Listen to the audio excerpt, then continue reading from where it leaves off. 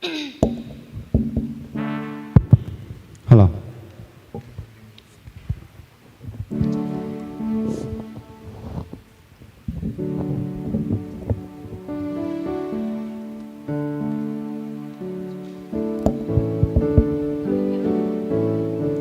Santa bang phatha APU Pathien kathang vain halo pen hi zongleng ikipat na ding vin kai man taw na hin nei watung sang pen jing ka pa Pathien ka ki pa vin tuni jing ka chan gein hun hoi phat hoi nang mani hin pin lai vin nang ma wa choi khom thei ding le nang ma ho kai khom ho aban zom ki thei ding a hin nam na te nang mani pi ji vin lo pin na choi na thangwa na nang ma ka hin pi in tuni ka wa choi la sa ne du hon lang ka hun ho ka phat ho zo siu hin nang ma lo pin na ding a hi thei na ding in kami chan che wani pi du ngai chan a hi u hing pu Jesus Christ na katawa hi amen Pathien wa choi na ding in ke ma cross pe chu ka hi tila na saute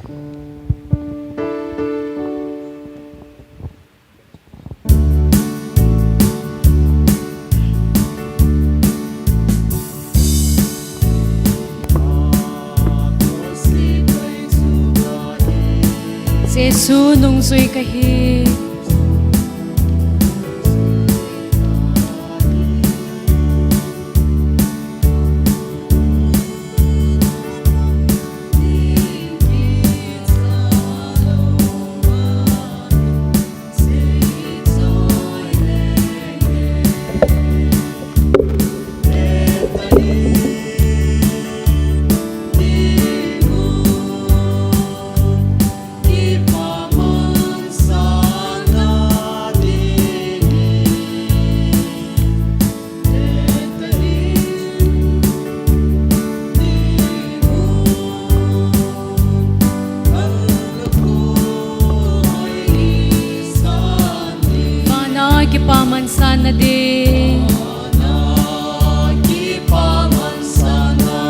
midang kitet lai he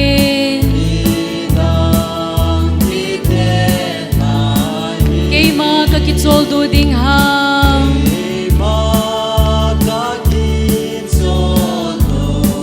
hitsi lay sit sunga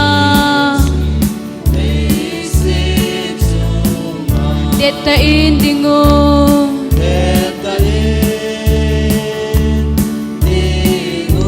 paman sana dingin deta indingo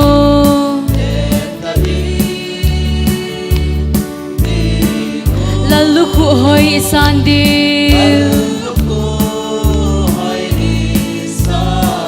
kadin leya daw ding atam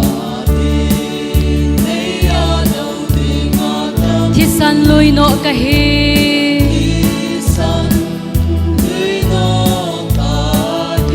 man leyagul kanay po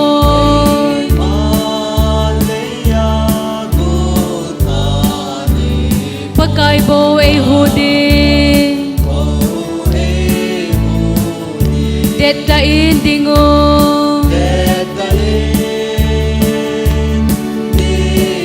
kipaman sana dingin deta indingo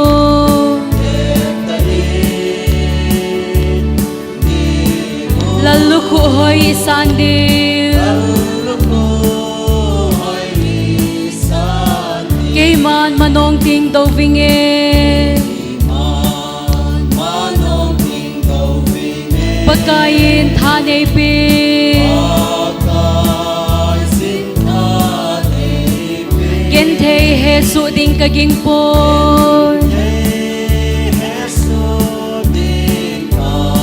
nay panpin pagkain deta indingo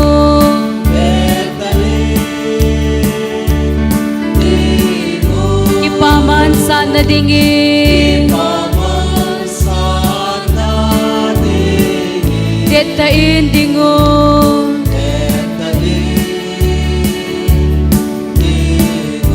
lalu ku hoy sandil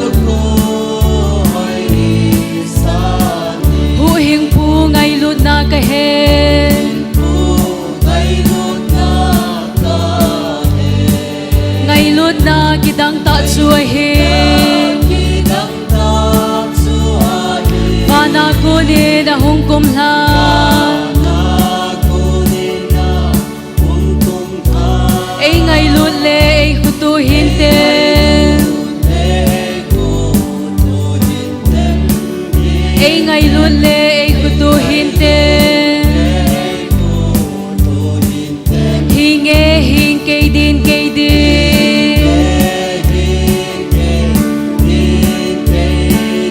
hinge hing kay din pagkay ahong kumlan ngay lut hiyan lovin cross tunga ati huhing na atuo na le ati zouse'n alim le tinga ati kahen hizong le ningkom khat bea ay topi le alel kisayna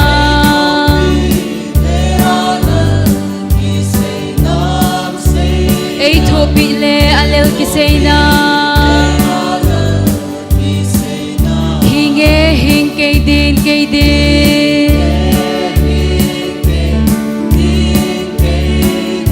hinge hing kay din pagkay ahong kumlan ngay lut hiyan lovin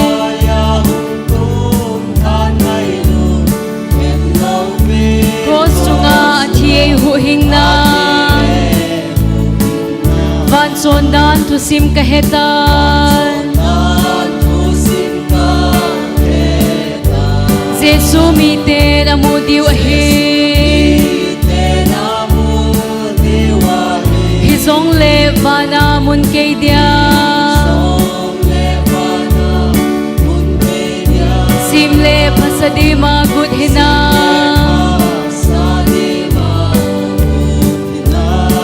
sim le pasadi magut hina hinge hing kay din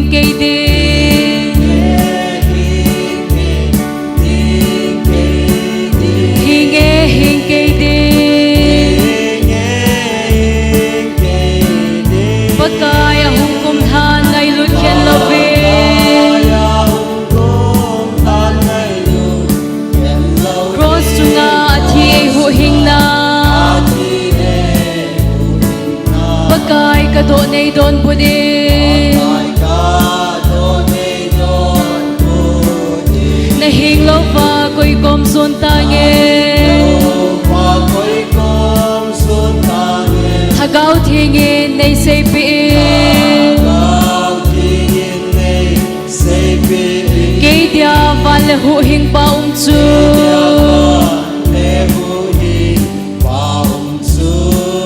kay dia valehuhing paungtsu hinge hing kay din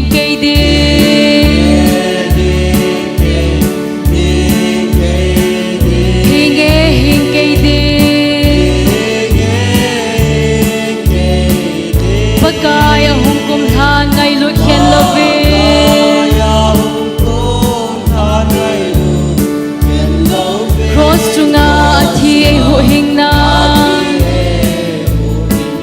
tisanlu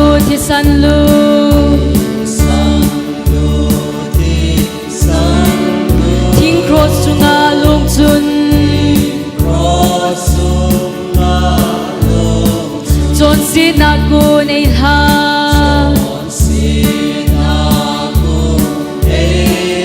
mit zouse'n ay ngay dang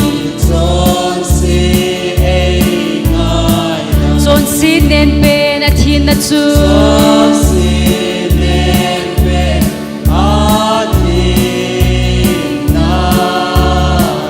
Calvary tisanlu ahi'n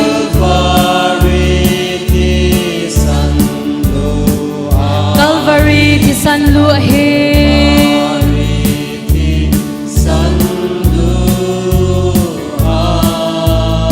O thisan lu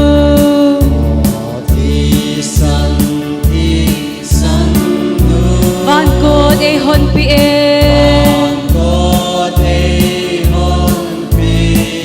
van gam il hun ting le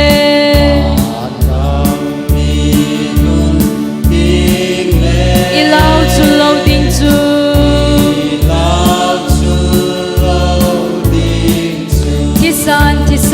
thisan lu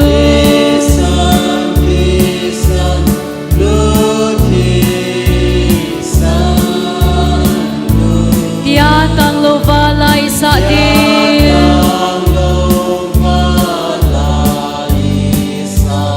tia tang lo va lai sa di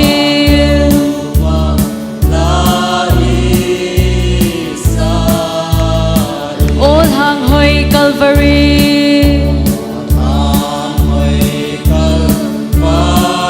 mi tên mu sit sing song le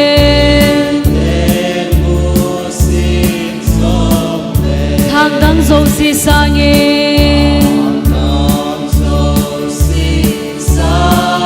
ken ka ngai lu pe ne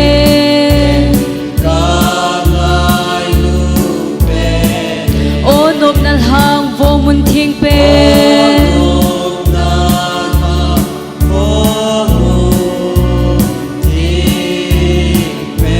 Pathien thi sa na luôn na chu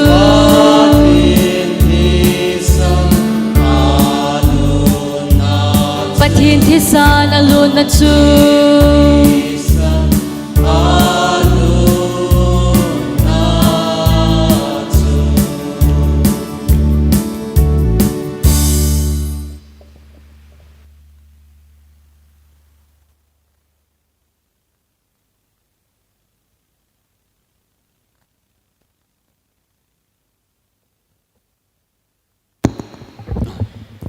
ama Spainin Pathienin tuni hitabang phat pha AP7 ama chunga ke pathui sei masavin tuni ikiman cha na diu program chomchai jong le simtha nai negatin conductor thangjalam ke ma ka hitain special number wa chailai sa pidiu nunga rina to thang hintin speaker gulhang HAONEO MD phung hiding hinti chu hung hin tin tua hi apa program bana chil hautin Pathien wa choi lai sa pidiu nunga rina to thang ama phat anapi huite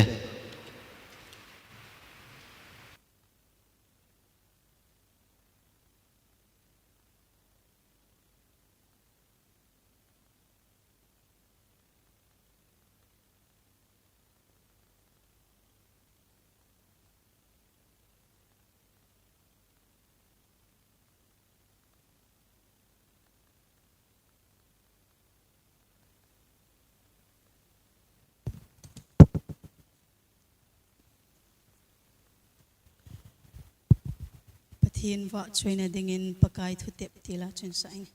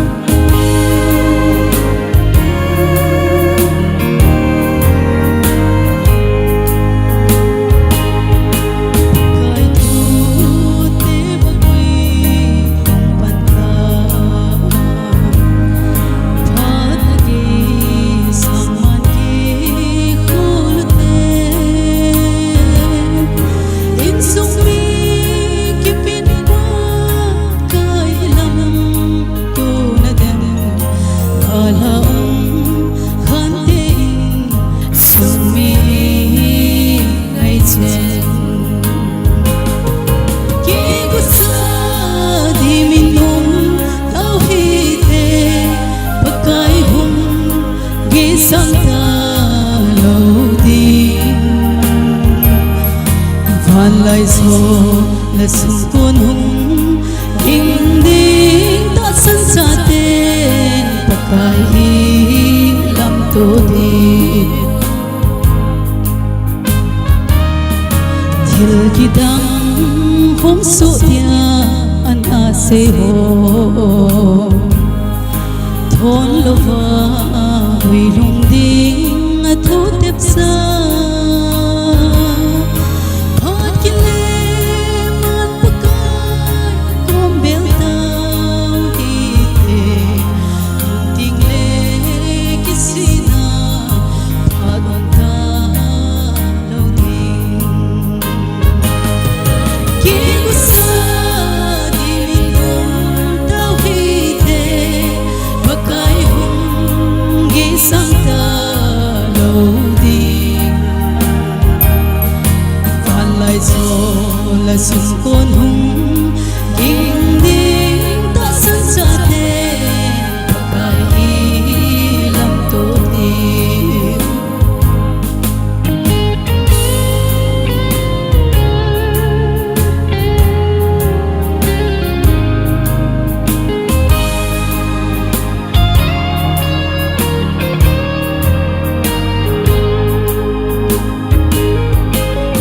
do tu te chung ku pinong chu gam nom ilun the na dingo ilung the pong pil pakai kom bel te do chung sa va khu pi a chung ki gusa di min tao hi te pakai hung ge sang ta lo ding van lai zo la su kon hung king ding ta san sa te pakai i lam to ding nuôi như su hôi nung khăm diu về pakai sin nung khăm hi un ati ei ho di mun si ba si hi i pakai man Jerusalem tha pakai to ilen khom ti ki gusa di min tao hi te pakai hung gi sang ta lo ding van lai zo la sim kon hung ding ding ta san sa te pakai i lam to ding van lai zo la sim kon hung king ding ta san sa te pakai i lam to ding kaki pa elo pinapathin chang chang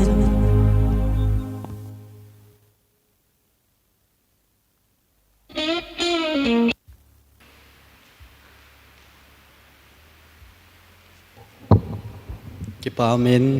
wa chaila ngai numum ta ai sa pio rina chung nunga rina chung ki pa thui phung wen tu hin abana hi speaker ko de hi tain hi chima sang jep chun thu phun khat nei ka tin ni tha kai khom hi punggu bung hin tin speaker hi event mango la long hi ding hi tu hin Pathien phatthei bu chang pumin golhang HAONEO DIV aman phan kilo la ki pam te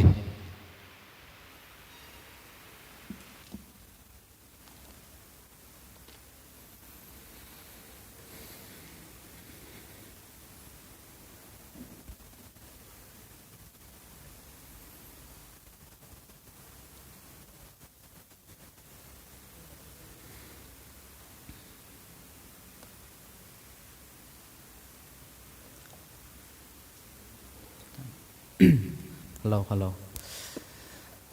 Ama sa penin Pathien koma patpi thumna gani masaute. Kihilti nei-le-gou innsung ka Pathien ka Pathien. Khovel boina hasan za mi ei tum khom zong leo. Na chati ho hatlo le samte ho anangin nei le thu lova. Nangailu na anangin nei panpi zo ziu vin na min theng lo pi ka thangwa vin na koma ki pathu ka hin seu vin hi. tunin zong he pa na lung sin an ngai lu na ka chan zalovin nidang phat dang bangin ho in thinga na cha te ho ki khom khomin ki til kho tho thei ta ji zong lewang online service a kunin pan kala khom wa ki til kho tho ki theding zewin na min thing lo pi ka thang ba win a hi Pathien nang ma hong pangin lang atu sei nang ma hong pang zon lang nang ma ne hung din pi wa nangin ning phatthei bua hi chik phat chom cha kong ki holim na ding sung wa nang ma ne hung din pi win ti na pan pi na thumin ha chunung pen pakai jesu na ka taw hi amen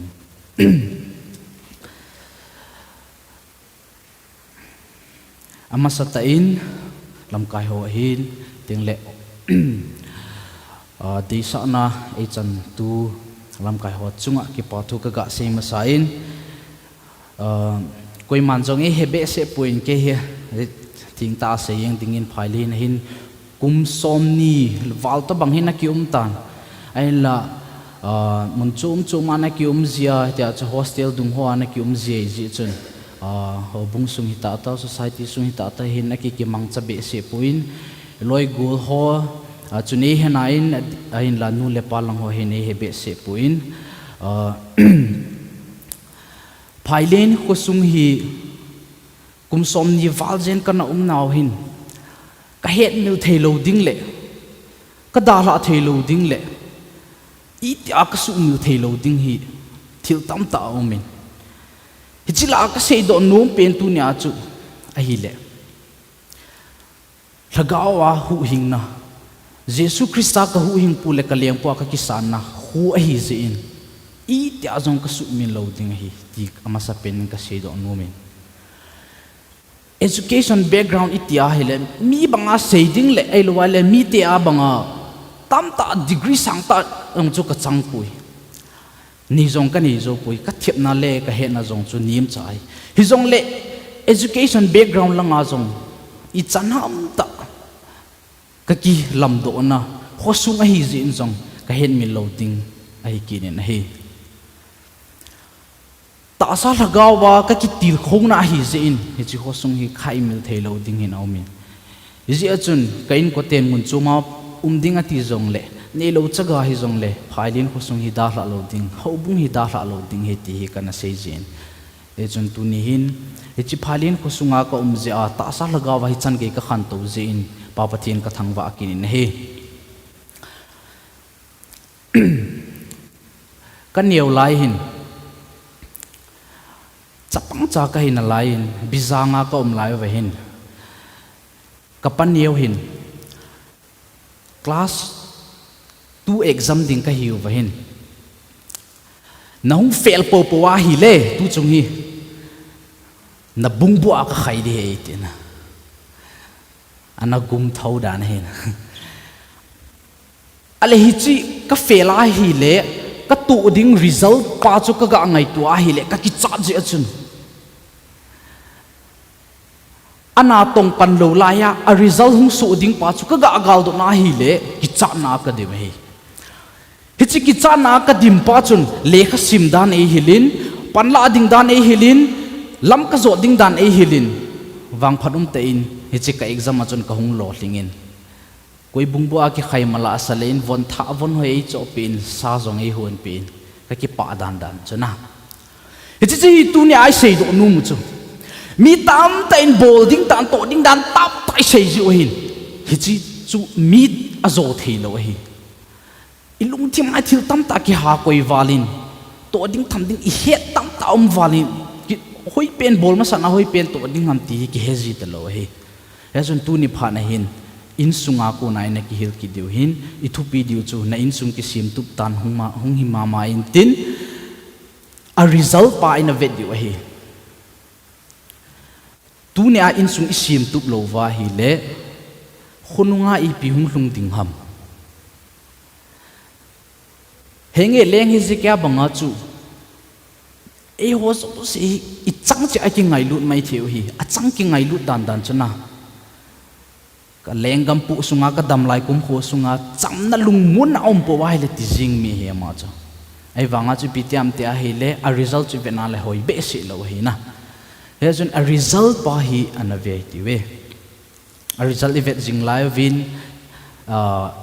epiham a bol ding dan ai lo ai a to ding om ding dan ho jong chom cha sai na sei ki deu he Isaiah bung som thum le bung git chang khat na he na simtin bai hat dewitan ken siming katin hichilai chun Hezekiah adamon thi pai ding a hitai hichun amos pa Isaiah chu ahi'nga ahongin aza pakain hitina se na innsung siemtup tan aji chu nangma na thiding na damdo loading a hitai tin aseye ahungti pathini chan chawdin phathei bu piu hen lang innsung siemtup ding akiti teng lehin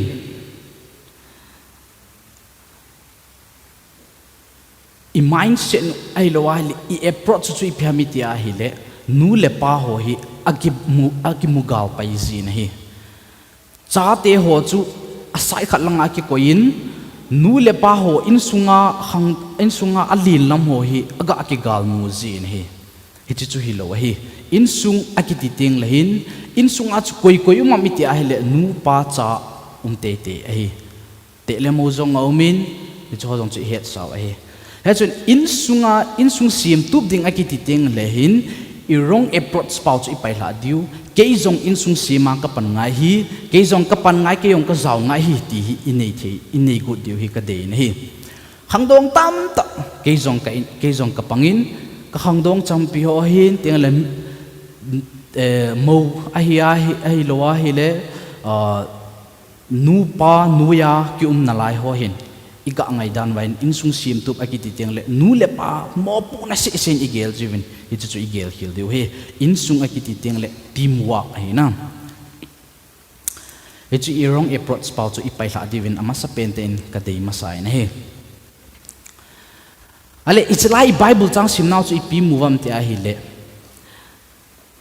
leng Hezekiah I moving leng Hezekiah chu it's like pha lai ta chu ipitiam te le adam mo akitin hi thiding kun ahitai ti hi ana na ku na dam do zo lo ding thinge nge ding ti hi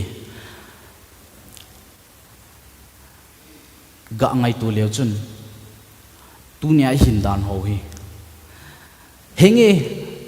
sumle payana hau sa ding hi ti ka sei thei pui ken song na kham nam ngu te ding hi ti zong ka sei thei pui van gam na lu te ding hi me di ra na che te ding hi ti wang ka sei thei pui ahin la ka sei thei pen le certain pen chi pham tele thinge nge ding hi ve ti hi sarti nahi na leng Hezekiah ku nai imuda no ve thina koi mana pel theilo thina chun koi ma za nei lo hi electric current hi asim pa jing zonga za lo hi he chi pang a chu thina ki ti hin haule vai hen poin mi vom mi kang a hen poin mi dam thei mi hat a hen poin leng le lal su ho zong abo na hen tum nei lo hi thina I tu te diu hi jun tu ni pha na hin ikingai tu diu hi na thi nung ting le na innsung na siemtup lowa hi le a result chu ipi hung diam chong chu abanai na sei diu hin tin hi che lai pha lai ta chu I ve na hi le bible sang sim naw chon Judah te chu Hezekiah nuya mi pi ki khai khom ho chu ha sa na tu lai to hi adang cha lai to agilkil lai to asa asam lai to ahat lo lai to hi aji chu agal mi te vin awum kim velovin agamu chom ding hi tai ti hi kichi din mu na adin jing lai chun pathienin Tim gau Isaiah solin na innsung ki siemtup tan ati hi na innsung na siemtup lowa hi le a result hi chi te chung a sei pui hi la a innsung a siemtup zo lo zein a result chu a chapa kunin I heki no vin hi tuni hin innsung siemtup na dinga ipi poimo penam ti hi ingai tu ding vin te omin chu banin jong a result jong in a vet diwa hi second kingdom chu ivet kin a hele ipi ki muam iti a hele manase na has lengpa chapa chu imuvin lengpa chapa asu sit na ho asil na ho ai luwa hi le apan amo pu na azolo ze a innsung avet tub lo zo avet tub zo lo ze a result ho chu imuvin ipi pham te ahile asil na di se kha chu ga vena hile achapa chu manasin achapa chu ki thoina dinga ailo ahile pumgo thil tua atu do ai chon sit la lawang sang pen ngin gin cha do mine na tul that zong ahi'n pumgo thil tua ki tu do zong acha tu lai hi chu ho chu om ta puin Pathien thang wa ove ki than ho wang chu om min na pan acha tha pan jeh'a tha ti ho mi tam ta amen nong le cho tu lai lom nam ta puin Pathien thang wa ove ven tu ne hi innsung hi e ho mo pu na hi khang dong ten zong i mo pu na ni vin nu le pa zong mo pu na ni vin abulai se ma bong vin cha te nu le pa keu se innsung siemtup de ngan si wa le ngan si khil de wa hi nu ten cha te se ngan si wa le ngan si khil de wa hi tim wa hi na panila hom su ke di isim khom ngai hi leng Hezekiah ama dam lai sungin leng dang te hon atun do zo lo ho ai lo ai le ana su chim zo lo ho ana bol do zo lo ho chu a bol do nai mi kita na hin khomang mi hi leng Hezekiah chu kita na hin khomang mi pakai min muzinga thil di jing bol hi ahi'n wang innsung anavet tu lo zouse'n a result achapa in ama bol do zo si chu su chimin anei kin hi tu ni hin nu le pa khang dong te hoi ki ngai tu diu ka di chu e ho dam lai sung hin phanan te hoi nan te innsung chu i ho bung sung i ai lo ai khang lai sung chu khang to nan te hoi nan te di zong le Pathien in akon san thu pi pen chu futures o hi present chu akon san lo hi puin future chu akon san zo hi hizia chun tu ne a hoi apha iti pawa hi inga diu hi puin mabana thilung thung ding i pi ham ti ve nu ngai hi Billy Graham chanu chun apa athi chunga hin alunga ipsm kapa chu Pathien hi pui na kapa chu Pathien hi pui ahi'n la Pathien ka mu na ding lampi e na ko mu pi hi Pathien ka zot na ding lampi e na ko mu pi tu hi hizein kalung amungin athi na chunga hin kalung amungi ati hi se ase hi root Billy Graham chun na tunihin mi pa tamtah khang dong tamtah nu te tamtah hi ki vetna hi le icha idal ha ding icha te ho zo se hin hi chu to panga lungmun na kam asei diu pa hi umbe ta lo danin akilang da in icha ta zong hi Pathienin adeile atuk thupi pen chu mabana hung hlung dinga ki siemtup pa chu apoimo sa hi ape na pa chu apoimo sa lo hi puin hi zong le future pa chu ho sa zo hi tu ni hin nu te pa te ho nei dal ta leo chun na ipi ka ti diu ham ka cha te hi dal ta leng ipi ti ding ham hangdong te zong nu le pa hi athi ding che se gelo diu e ho zong ki thi the hi thi nan khian tum nei lo hi ji achun i gel diu ki kha chu ka innsung hi hangdong chai zong leng dal ta leng ipi ti ding ham ti pa hi gel diu de yo min hi destruction lang ai lo vai a result lang ise jing live in innsung siemtup na dinga apoimo masak pe nai igel din chu Jesu Christan innsunga vai a hom phot ngai hi chu apoin masa pen ding ai se di hi tu lai khangdong tam ta ho ka khangdong champi tam ta ho hi Jesu Christa a zamang ki gozi hi Pathien thu jong ki ngai pe ta lo Pathien thu sang athil tang zoi ki boi pi hi tai mina se jong ki ngai pe ta lo hi na yesu i culture ai lo wa hi le i e song chun aponain postmodern e sei tai na to a hi thu ta ai lo le truth chu e ho chung zo sia hi umaga ma hi tai mi kha sei jong chu di ki sabe se ta lo hi e ma ngai tan ta se chu di ki sa hi le chun Pathien thu ki se hai jong le ki zamanga mun chom chom ki lep na ding ki hol ga ma hi tai he je jing la ya chu Jesu Christa in nei phot ngai hi innsung siemtup na ding ai nun jong ane ngai in pan jong innsunga Jesu Christa ane ngai in Jesu Christan vai a hom lo wa hi le innsung ki siam do theim him lo ding i pi cheng ki sei jong le je a chu Jesu Christa i ki vo ma sa ngai hi so cha pole Silas sung kula au mohana Pathien ko ma gun chu ta ta hun la ya chu pi tiam te ai le ling a hung ki honin na te ho kot ho hong ke khain ale cha chu ni pi tam te ala sung kul nga pa jong hong khang do in hu hing na ka chan thein dinga ipi ka bol ngayam te ai le Jesus Christa na hu hing pun leng pun ki sanin lang nang jong na so cha ding na innsung mi te jong na so cha ding he ti innsung so cha ding i dei ma ma vin innsunga kim de la vangam lu ding jong i dei ma ma ve ahi'n la ama sa pen Jesus Christa i nei ma sa nga hi hi chi khel lama thil dang tam ta i boi pi ju pa hi tu lai pha na hi sumle pa in lungmu nei pe puntin sumle pa in sung ki siemtup nei pe puntin haule nei ja in sung siemtup dihileng wa hi dihile wang chu ke holoi ai lo wa hi le gen thei cha ga ho hi ha sa di set mai the hi na asun sumle pa in sung siemtup nei pe puvin hau sa nei jong in sung siemtup nei pe thei puvin ei pe thei pen chu Jesus Christa hi Jesus Christa ki ma votin Jesus Christa in sunga vai hom sa leo hen pathienin alam pi gon pe di wa hi ani na ding chun ngai lu nain vai a hom ngai hi in sunga cha so cha polin lekha na thot na chun ipsm thil chi thu mau me ta san ngai lu ne mau min ngai lu athu pi pe ne anati hi ngai lu na chu ipitiam ti a hi le ngai lu nai ti ting lehin athu ha din na anun ne min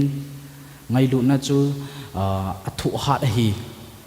thil i za kai ha sana tamtah om zong le thu ha jing hi ha chu ngai lu na in vai hom lo le in sunga in sungong ki siemtup zo lo ding khat ai akimuki ne hi Napoleon in ipsm kei lenggam le Alexander lenggam chu beite ding hi iti phana hu beite te ding hi na a lai ta chu se hi ahi'n wang Jesus Christa lenggam wang chu beiti nei lo ding hi ti hi ipja beiti nei lo ding ati ham aji chu Napoleon in hitin a se na hi Alexander le keihin him le thal le thagum pana lenggam kala hin Jesus Christan wang ngai lu na a lenggam ala hi ji a chu ama lenggam hi beiti nei lo ding hi ati hi innsung hin sumle pa ya vai hom sa wa nei-le-gou a vai hom sa wa innsung i siemtup gon vai le chun beiti hung ding hi ahi'n wang ngai lu na innsung i siemtup vai le beiti nei lo ding hi tiang chu ga sei do nom kin ven hi athum na dinga innsung siemtup na ding hin Jesus Christa galdo ji hozi ai lo vai le boi pi ji ama ko ma zut ji he rung ngai ki din hi Jesus le se zui ho longa akito laiwa hui pi le gopi tam tai len bom khuma athu ha sa thu chu Matthew in aziin Mark in aziin hichilai phalai chu ni pitem tia hi le se zui ho chu in he diu khat chu well experience na ana to naw wa chu hoi ta le king ke cha pang mi hi vin tuya jong thim long tola jong thim hi vin tu lai phat he le chu degree pe thei khop set hi ta vin hi ai lai chla ya hui pi go pin tam tai nai no khum pha na chu a ball thei chin a ball hi ma hon chong a to thei chin no to hi hu hing na dinga along siemtup na dinga chu i chana pana law hi a ball thei chana ball hi well experience hi vin ana to na wa mi gun mi ki ta mi hi vin tui ki nong ho ai lo ai le tui karan ho cho hoi ta he mi hi vin ahi'n wangin ama ho thani nei na bol cho pu vin hi icha chun ipitang mi ti a hi le Jesus Christa ko ma ha sa now again the now apan la over ama ho tha na ko na abol do good pau chu azolo pau chu aga he sa ta vin hi le icha chun Jesus Christan ama ho zo sile along long cho hu to in hi tu ni hin e hon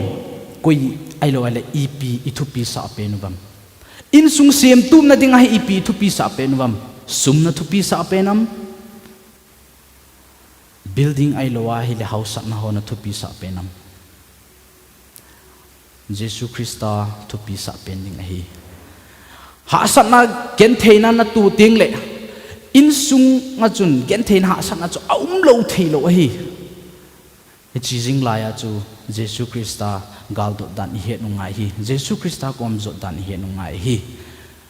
tunia innsung siemtup lo wa tunia innsung ikigel phat ki lo wa hi le tu khang lai sung ahin phazong le phat hung tung ding ahin ilamdoh ho zo se hi ngchim la the hi manasi in apa Pathien lunglam ha ta agelkhoh ana to do zo si chu chomlo ka asu mit chi ba hi he chu hi ki cha dong pen pen chana tu ne hi ta bang innsung hoi zong le hoi zong le phat hung thung dinga achim ding pa zo chu igel diu apoimo ka sai na hi je achun abula ka sima bang achun ka exam ka faila ka result asu ka thu ding pa ka ngai ngam lo wa chu preparation na lungthim ap ahin tu ni hin nang khang in hoi zong le na innsung ai lo wal ho bung sung ai lo wal khang lai sung hi phat hung thung dinga chu chim la the hi tu ni ana thil bol do na phat na ho zo si chim la the hi chim la the lo in gel in je achun phat hung thung dinga iki go diu tu ni a innsung phathe chai sim phathu tai ti ka sei do no men hi a chaina ke in mi pa khat hin ti hin a sein leng Hezekiah bang hi ama zong hi haosapna jib le kar la building tamtah ka nei tan sum le pai la ka nei tan ningling se den ka nei tan ka cha te ho ai lo wa hi le katu son ai lo wa hi le katu te ading jing zong in mun ai lo wa hi le nei-le-gou tamtah ka alamdoh tan ipia ki vat na lai ka hi mati hi kilet sa ta hin ko man hi na ahin wang ama hung beitain ahung beizo ni pe tam te a hi le acha ten ahin sungana vet kollozi chun drugs ai lo ala chil za chum ahung ki bolvin echa chun nei-le-gou alamdoh ho zo si chu kum khat kai na hin zu chai tai na hi ven innsung hi apoimo in hi Pathien innsung apoimo sa in hi Pathien jing zong chu leng akiti sanga chu ngun tam ta hi mi pa kiti na tam zo hi leng akiti sanga chu mi pa father tia akisei na hi tam zo hi innsung apon san in hi innsung angai poimo in hi ye chun e ho Pathien dung sun hiwa Pathien nung zui hiwa hi le innsung ipoimo sa diu hi tu khanga sanga khang hlung ki dinga innsung destruction lam hung hi dem khan to na lam zo hung mano dem ti igelwa ai pui igel diu thupi pen chu khang hlung dinga innsung ki siemtup zo pa chu ivet zo diu hi leng Hezekiah in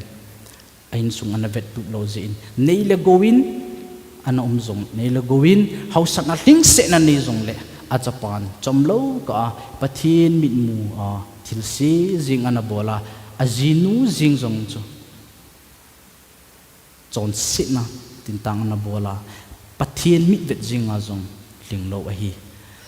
chu igel zo dem de omen hi chom chai se na hi zong le Pathien in chan chi wa din phathei bo pe hen lang kihilna taw na ke man hung nei jing kate linglel ka hiuve he pa lasam ka hiuve thu ka het ho zong ka dei bangin zong ka sei do zo puvin ka dei bangin zong ka hleng do zo puvin mi te ating in zong muchi ka tu do zo puve he pa he zong na tu jing ka pha na hin leng Hezekiah thusim hi in aman pan na la hoi lo zi in nei-le-gou tam ta in khang to zong le he pa achapa nang ma min mu in lam di lo nge ni hin khuan amang ta in nang ma min mu in leng sit ala mel sit ana hi ta in hi pakai tu ni hin ka innsung ho ka vevin na tam ta ka hevin minu mi pa ka do zo puvi cha te nau te hon ka do zo puvi sim phat na dingin tim wak apoimo in echi chom chan ka hung kihilovin ama sa pen he pa Jesu Krista han chapa Jesu Krista aka ki min vo angai jin nangma koma hasan ho hen thut ji ka he do angai hi e pa hi cho zo si ka se ho zo si chu pakai nangin atha ten phathei ni bo pi din ko hung taw vin hi se khil ka se ba ho ni ngai da mu wa innsung khan to na ding le tu khang sanga khang hung hung ki ding he pa apoimo dan le su chima om lo na ding ho a pan kala na ding ho ka hin se vin mol chom ta ka se ho hi zong le pa nang in si ta ning nei san pi wa ka hin kho wa ni tu pi wa ga su nge ding in nang in phatthei ni bu pi vin tin ha chunung pen pa ka Jesu Christ amin ting taw he amen.